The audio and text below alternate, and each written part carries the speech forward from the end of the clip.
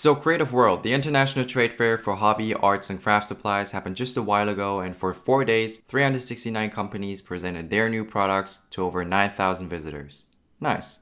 And I was there too. This year I actually got to travel to Frankfurt. Of course, Deutsche Bahn had their fair share of delay. Shout out to them. And that delay actually caused me to miss out on the chance to be among the first to enter. Though that's also part of me trying to film everything. Probably not the best thing to do, but hey, at least now I have a lot of footage.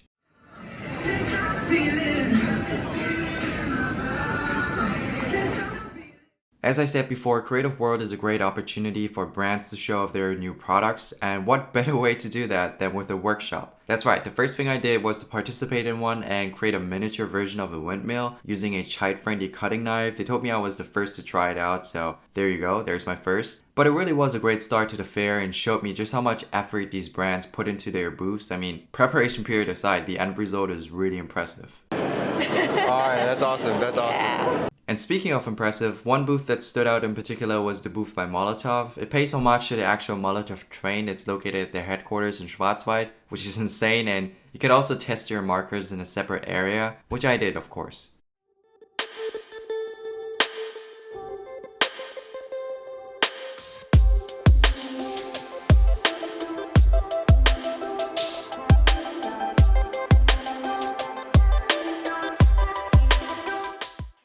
Next we have Kunaitake. I've been using their products for like the past 2 years or so for calligraphy, but it was really cool to see their other products as well, especially in combination with the man himself, Paul Antonio. He gave a live demonstration, or let's say it was a performance rather, and yeah, honestly this just made me want to step up my own game. Seeing all these artists in person, yes that's plural because, spoiler alert, Luca Barcelona was also there, but we'll get to him in just a second. Their attention to detail was something else, and the fact that I actually got to talk with them is still surreal. I learned so much when it comes to performing live, and yeah, in the case of Paul Antonio, you could see just how much fun he had while writing.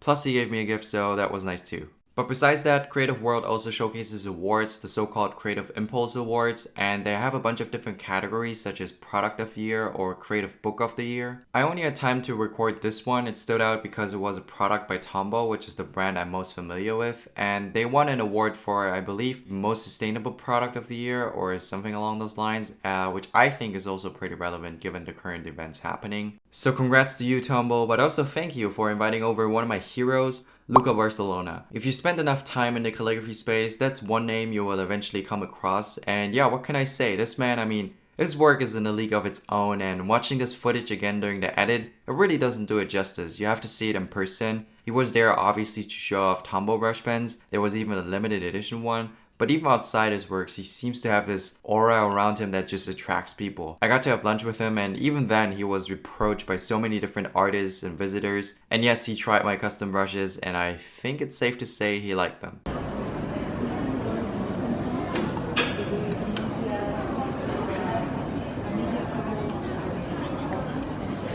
Now I know I mainly talked about calligraphy focused products, but I also wanted to note that Creative World is not only about that. In fact, they have everything from stand-up brushes, papers, paints, and also these cute glue guns. Thanks to them for letting me court these, but yeah, when it comes to art supplies, they pretty much got you covered. Other brands you've probably heard of include Copic, Caron Markers, Royal Talons, Stettler, Speedball, Manuscript, William Mitchell, Montana Colors, Pilot, Monami, and so much more. Unfortunately, I lost some of the footage, but I can already tell you, some of those brands you're going to see very soon on this channel. Now, 2 main takeaways from this event. Number 1, Creative World is massive. I mean, I like to compare it to the Consumer Electronics Show that also happens every single year.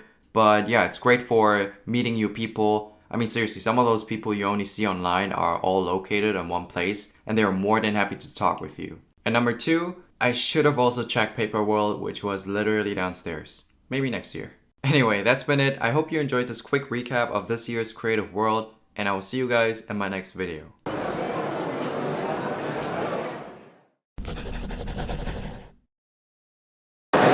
is doing a video